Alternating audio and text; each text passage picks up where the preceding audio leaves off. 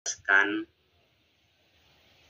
kembali komitmen dan konsistensi keimanan kita dalam seluruh sisi kehidupan, termasuk di dalamnya adalah dunia pendidikan. Ya, sebab kalau ditarik pada ranah keimanan dan keyakinan, itu sudah tidak bisa diragukan lagi bahwa kita sudah meyakini, mengimani Allah sebagai Tuhan dan Allah adalah sumber segala-galanya. Nah, hanya memang seringkali keyakinan itu suka berbeda dengan perilaku keseharian kita, termasuk di dalamnya adalah di dunia pendidikan. Gitu. Jadi kita meyakin bahwa Tuhan itu hanya Allah, kemudian segala sesuatu sudah dijelaskan oleh Allah, gitu kan. Dan semua hal harus mengikuti apa yang digariskan oleh Allah, tetapi seringkali dalam praktik kehidupan, termasuk di dalamnya dunia pendidikan, itu seringkali tidak konsisten dengan keyakinan. Nah, itu sebabnya di antara mata kuliah ini adalah untuk memperkuat itu, untuk menegaskan ulang tentang keyakinan kita bahwa kehidupan ini sebetulnya tidak bisa lepas dari Allah. Kehidupan ini tidak bisa lepas dari Tuhan, seperti yang kita yakini. Oke. Nah, apalagi dalam persoalan pendidikan sebetulnya suatu yang maha penting sebetulnya. Yang baik atau tidak, komitmen keagamaannya tinggi atau tidak, keyakinannya kuat atau tidak, itu banyak ditentukan oleh pendidikan.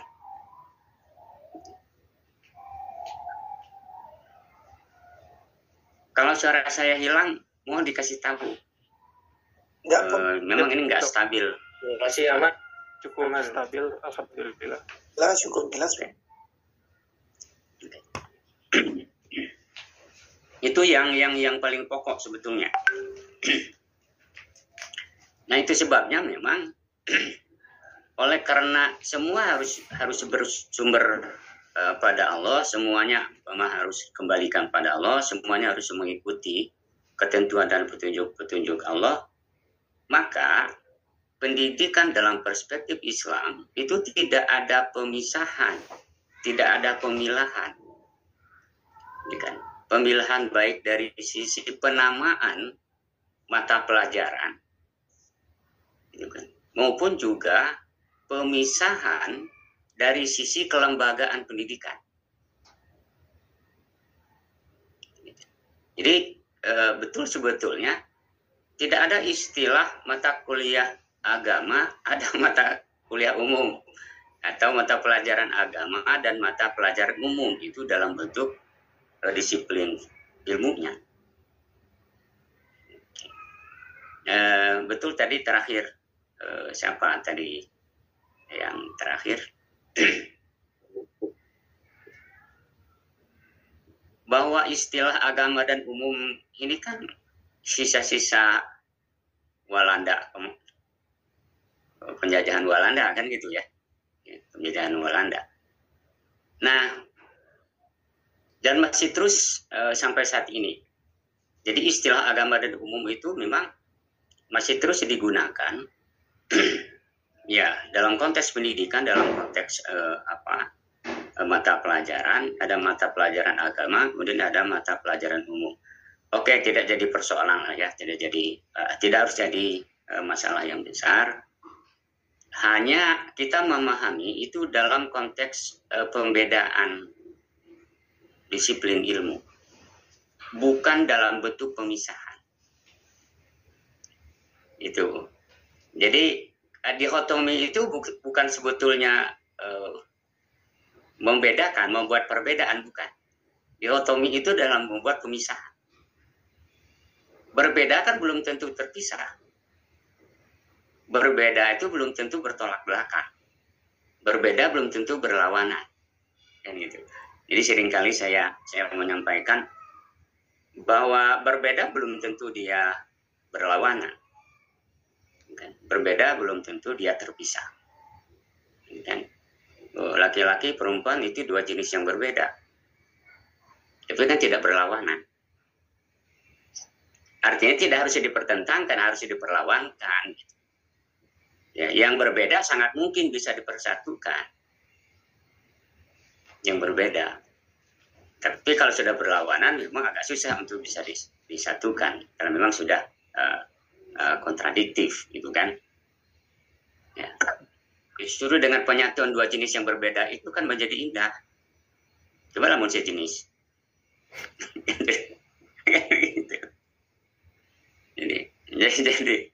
Jadi seperti kamu contohkan juga seperti terong dan kacang itu kan dua nama buah yang berbeda, tapi kan tidak bisa disatukan menjadi karedok, menjadi apa ya, menjadi gitu.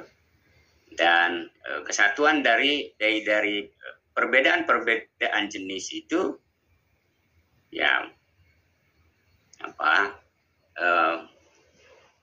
sayur-sayuran itu yang kemudian membuat sayuran itu menjadi enak, gitu kan. Oke. Jadi kalau hanya sekadar pembedaan, penyebutan nama yang berbeda, karena memang disiplin keilmuannya berbeda, hanya memang jangan dipertentangkan itu seolah-olah itu adalah yang bertolak belakang.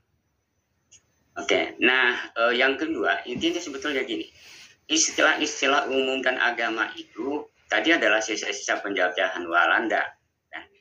Nah, dulu itu kan tidak ada istilah pemisahan. Tidak ada istilah pemisahan ilmu itu pada zaman dulu, pada zaman kejayaan Islam dulu, mulai dari Nabi, mulai dari zaman Rasul, kemudian sampai pada zaman keemasan Islam, itu tidak ada istilah pemisahan atau dikotomi keilmuan itu dalam Islam. Intinya sebetulnya kita ingin mengembalikan lagi keyakinan dan ingin mengembalikan kembali istilah-istilah berkenaan dengan ilmu ini pada masa dulu. Tadi sudah disebutkan bahwa para ahli dulu, para cendekiawan, para ulama dulu, orang-orang hebat dulu itu kan mereka juga ahli dalam berbagai disiplin keilmuan. Jadi kemampuan mereka memang multidisiplin. Tadi sudah disebut umpama para tokoh-tokoh klasik, Ar-Razi, sebut saja teman. Ar-Razi itu dia dikenal itu sebagai filosof Muslim, tetapi kemudian juga dikenal sebagai ahli dalam bidang kedokteran. Beliau juga sebagai dokter dan pernah menjadi kepala rumah sakit. Lalu Al-Farabi juga sama. Dia juga bidang kedokteran, dalam bidang optik, gitu kan, dalam bidang astronomi. Ibnu Sina apalagi. Itu sebabnya banyak teori-teori tentang kesehatan itu diperoleh dari Ibnu Sina. Dan seterusnya. Bahkan tadi juga disebutkan matematika itu umpama ada aljabar. Aljabar itu kan dari tokoh penemunya. Ada Al-Khawarizmi, ada siapa lagi. Dan itu dari tokoh-tokoh muslim. Jadi para ulama-ulama dulu, orang-orang hebat dulu itu mereka memang pengetahuannya multidisiplin. Kenapa? Karena memang dulu tidak ada pemisahan, tidak ada dikotomi ilmu. Tidak ada dikotomi pengetahuan. Jadi semuanya selama itu benar, itu dari Islam dan semuanya dari Allah, dan itu adalah semua ilmu Allah.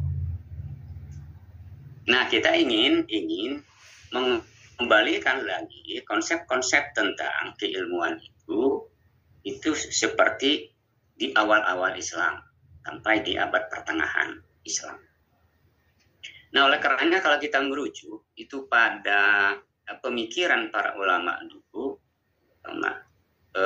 baik dari Al-Farabi, Ibnu Sina, Imam Al-Ghazali, yang lainnya, paling juga mereka membagi jenis atau bidang ilmu itu dalam bentuk konsep besarannya. Ya, dalam bentuk konsep besarannya. Jadi kategorinya bukan ilmu agama, ilmu umum, bukan ilmu keislaman atau ilmu non-Islam. Tapi mereka membaginya pada jenis yang sifatnya umum, di antara paman disebut dengan dalam filsafat ilmu itu ada ilmu ilahi. Jadi ilmu-ilmu yang berkaitan dengan Tuhan. Seperti ilmu kalam, teologi, Islam, ilmu usuluddin, ilmu akidah, itu kan yang berkaitan dengan Tuhan, berkaitan dengan Allah. Nah, para ulama dulu menyebutnya mengelompokkannya itu pada ilmu ilahi.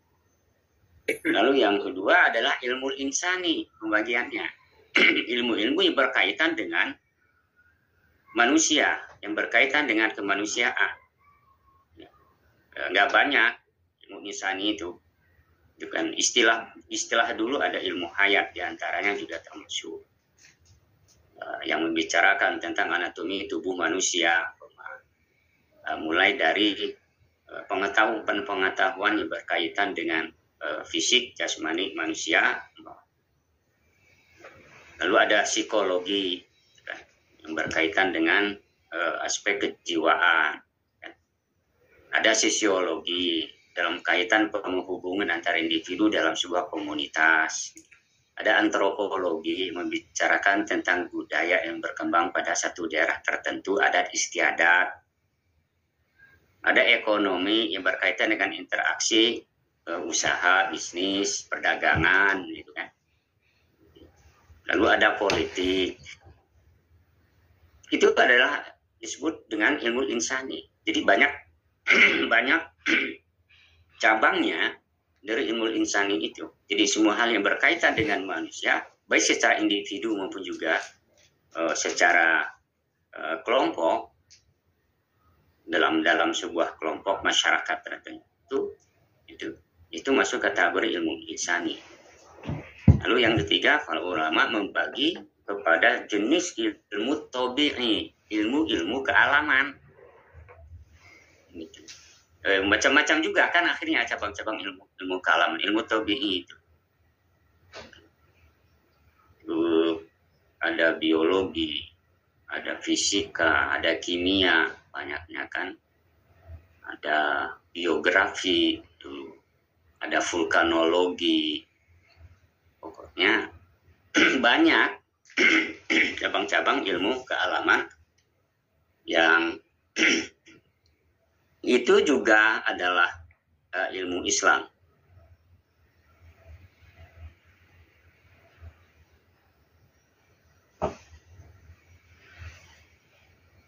Dan ini semua dianggap penting oleh para ulama klasik, dan ini dianggap semua adalah ilmu Islam.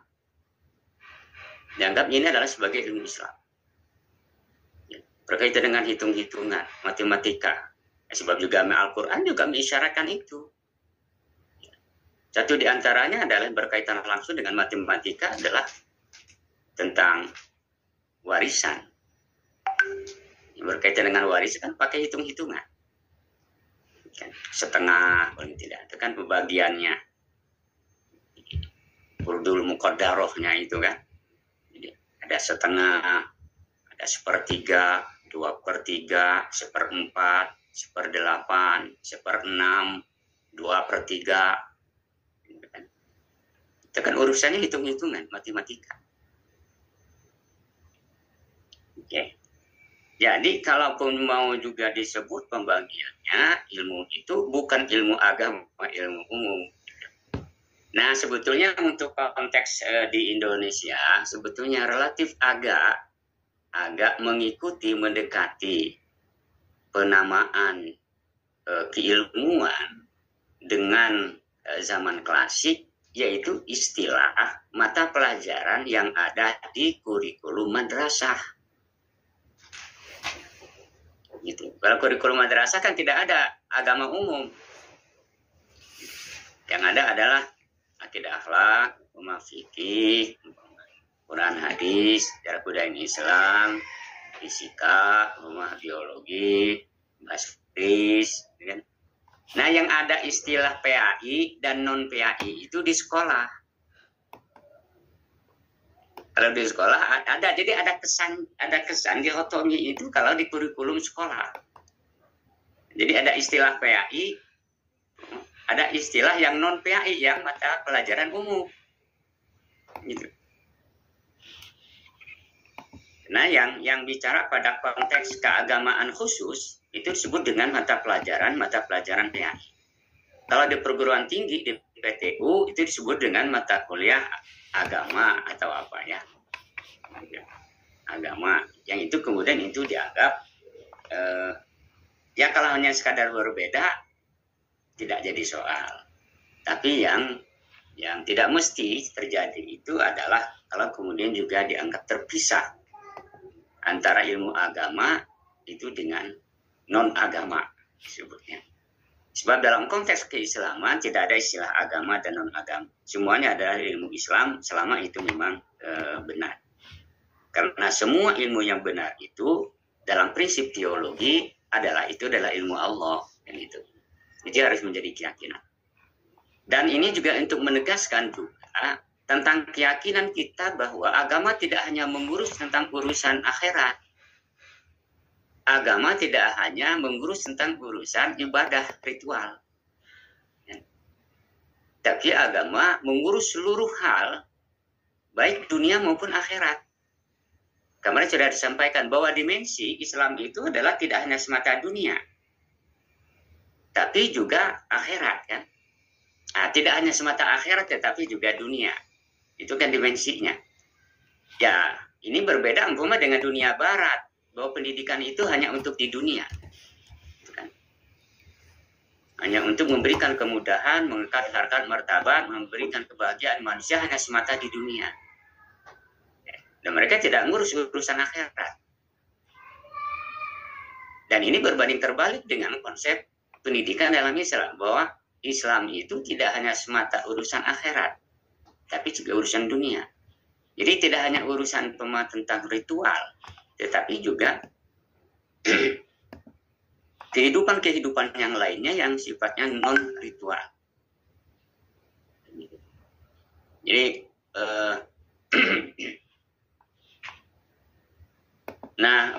lalu yang berikutnya, dimensi dalam pendidikan Islam itu selain dari dimensi dunia dan akhirat,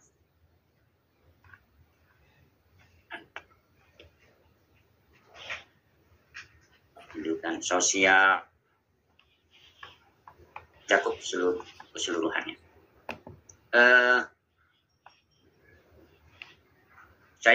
Saya punya pikiran begini, bahkan bisa juga sudah sering itu disampaikan, bahwa Islam sebagai sebuah agama itu sebetulnya penekanannya, kebanyakannya isinya itu berkaitan dengan kehidupan di dunia, berkaitan dengan pengaturan cara hidup di dunia. Bahkan secara ekstrim saya mengatakan begini, bahwa agama itu untuk dunia.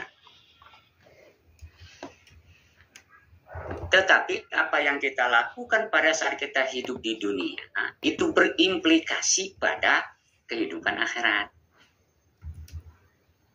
Di antara dasar logika untuk mengatakan bahwa agama itu untuk dunia, saya cari-cari sependek yang saya temukan itu belum ada kitab-kitab atau kemudian juga Quran yang menyebutkan bahwa nanti di akhirat nanti akan ada lagi agama. Istilah Islam, agama Islam, dinul Islam itu hanya untuk hidup di dunia. Sebab nanti di akhirat tidak ada lagi istilah dinul Islam. Sepengetahuan saya, kalau Bapak dan Ibu pernah menemukan, bisa diinformasikan. Mungkin saya salah. Oke. Jadi istilah dinul Islam itu adalah untuk mengatur kehidupan dunia. Jadi ketika orang benar umpama hidup di dunia ini mengikuti aturan seperti yang diinginkan oleh Tuhan, maka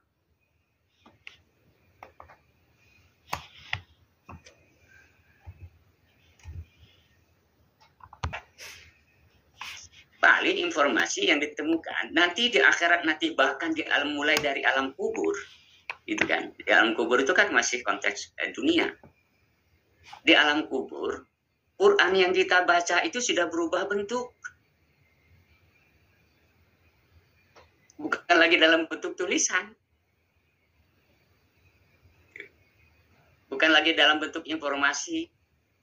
Gitu kan. Tapi sudah jadi berubah bentuk. Mewujud menjadi makhluk apa gitu ya. Makhluk yang putih umpama. Yang menemani jenazah mayat. Gitu. Demikian juga nanti di akhirat gitu. Nah, jadi agama Islam sebagai untuk dunia. Gitu. Bukan akhirat, hanya sekali lagi apa yang kita lakukan pada saat kita di dunia itu nanti berimplikasi nanti pada kehidupan akhirat.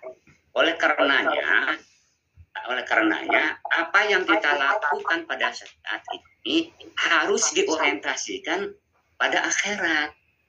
Gitu. Yang benar kan gitu. Apapun yang kita lakukan pada saat kita hidup dunia, termasuk dalam ranah pendidikan, itu diorientasikan nanti pada kehidupan akhirat. Gitu. Bukan hanya semata ansih untuk dunia.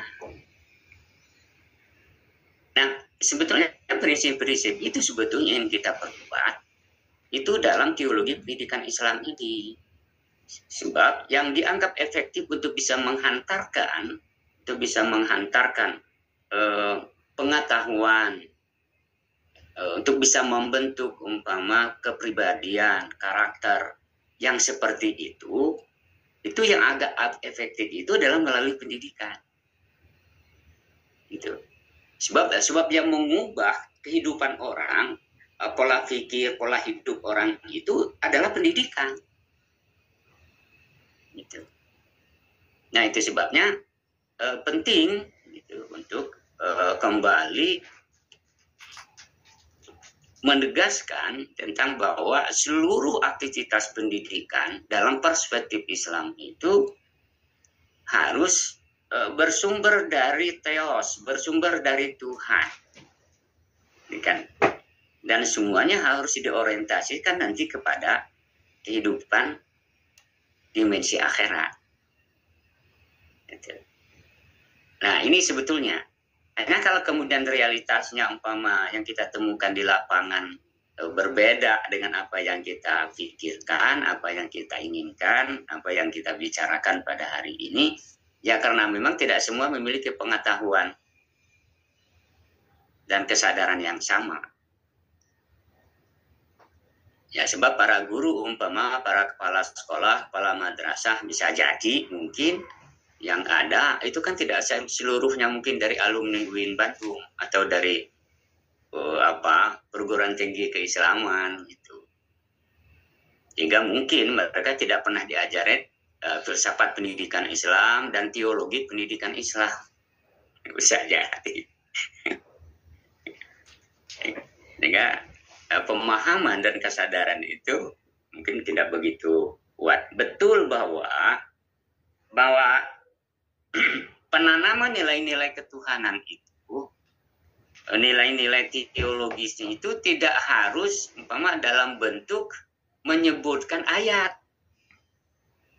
Tuh, harus menyebutkan dalil karena memang tidak semuanya memang bisa kita temukan secara eksplisit dalilnya.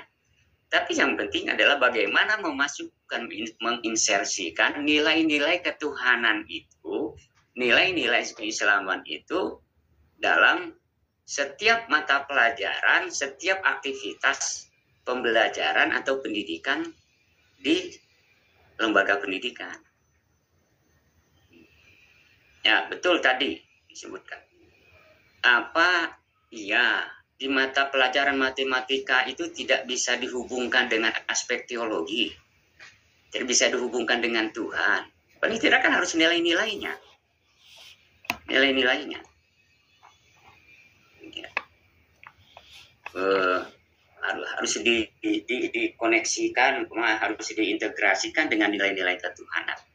Nilai-nilai kebenaran, nilai-nilai disiplin, nilai-nilai konsistensi, nilai-nilai kejujuran. Saya sering kali mengatakan bahwa mengajarkan nilai kejujuran itu lebih bisa melalui matematika. Kejujuran itu. Nah, hanya memang sementara ini banyak guru matematika hanya sekadar mengajarkan hitung-hitungan, tapi tidak mengajarkan nilainya. Itu. Sehingga ketika mereka lulus nanti pengetahuan matematikanya pintar, tetapi sikap matematisnya tidak ada. Mental matematikanya tidak ada. Yang ada pengetahuan matematikanya. Jadi coba bisa kita cek. Bisa kita cek. Di pasar, yang gampang gitu ya. Di pasar gitu, cek. Sebelum kita beli sesuatu yang sifatnya ditimbang, bisa tanya, Mang, Bi, Teh, Kang, 1 kilo itu berapa ons? Pasti mereka menjawab 10 on atau pasti kan gitu. Artinya pengetahuan matematikanya sudah ada. Mang, coba beli buah 1 kilo. Dan dikasihkan, betul Mang? 1 kilo, betul. Oke, coba cek timbang lagi di luar. Timbang lagi di rumah. Betul tidak 10 on? Kebanyakannya 9 on, 8 on. Pertanyaannya, apakah si emang itu tidak tahu bahwa 1 kilo itu 10 on? Bukan. Tapi dia tidak punya mental matematika. Artinya antara pengetahuan dengan mentalnya, dengan sikapnya, itu tidak sejalan. Nilai matematika, nilai kejujuran itu, nilai konsistensinya, kan? Nilai istiqomahnya, kan? Yang tidak diajarkan. Mengajarkan umpama tentang melahirkan kesadaran ketuhanan, nampaknya agak lebih mudah guru fisika, biologi, dan kimia, betulnya, ketimbang guru PAI.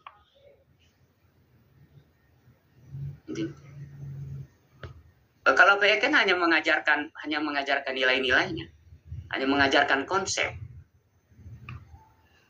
Tapi kalau guru fisika itu kan sudah langsung, itu pada contoh di alam.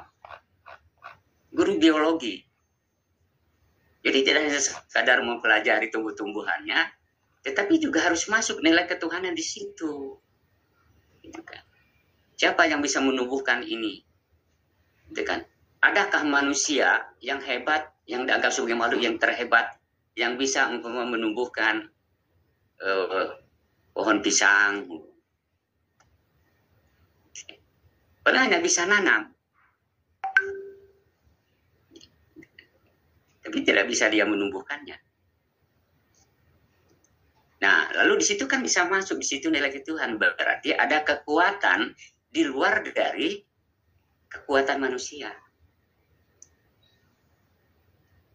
Kekuatan dan kehebatan di luar manusia, ya, itulah yang disebut dengan Tuhan dalam perspektif filsafat.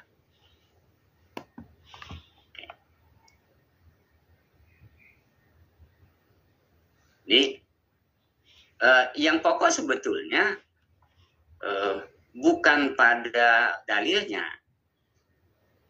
tapi pada penyampaian nilai-nilainya itu. Meskipun tidak disebutkan dalilnya, tetapi kan nilainya itu harus masuk. Nilai itu harus masuk. Nah, hanya kan persoalannya memang guru-guru fisika, kimia, biologi kan tidak tertarik sebetulnya masuk ke UIN, ke PI kan. Jadi mungkin nggak paham tentang konsep ini, tentang pemikiran ini. Meskipun dia muslim, kalau non muslim sudah bisa dipahami lah ya. Tapi kalau kemudian gurunya muslim, tapi karena menganggap saya kan guru matematika, kan tidak punya kewenangan dan tidak punya tanggung jawab untuk seperti kemarin kita sampaikan untuk bertanggung jawab mencapai tujuan pendidikan nasional. Yang pertama adalah beriman, bertakwa, berakhlak mulia. Sebetulnya kalau mau ditarik, ini bukan hanya persoalan kesalahan guru, tapi juga kesalahan para perumus di atas. Perumus kebijakan maksudnya, yang membuat kebijakan. Padahal rumusan tujuan pendidikan nasionalnya itu sudah benar, sudah bagus sebenarnya. Yang menempatkan, yang pertama itu adalah tujuan dari pendidikan nasional itu adalah menciptakan pribadi atau peserta didik, gitu kan, yang beriman, bertakwa, berakhlak mulia. Itu Islam pisan, pertama istilahnya istilahnya sudah Islam. Itu sebabnya dari sisi konsep, secara konsepsional, tujuan pendidikan nasional itu sudah sangat Islam, sudah Islami. Nah, hanya turunannya ketika peraturan turun ke bawah. Kenapa? Yang disebutkan bertanggung jawab untuk yang menciptakan pribadi iman, bertakwa, berakhlak mulia, lalu bertanggung jawab, gotong royong, itu hanya dibebankan pada guru agama dan PKN. Sementara guru matematika, fisika, kimia, bahasa Indonesia, lalu kemudian guru olahraga, itu kenapa tidak dianggap punya tanggung jawab? Ini sebetulnya yang padahal mestinya itu adalah menjadi tanggung jawab keseluruhannya, gitu kan, untuk bisa mendidik peserta didik agar menjadi manusia yang beriman, bertawakal dan berakhlak mulia tadi itu. Ya, mungkin itu komentar panjang dari apa tadi yang sudah sampaikan, ya, terkait dengan dua tema yang kita bicarakan hari ini. Oke. Mungkin ada yang ingin direspon? Tahu cukup?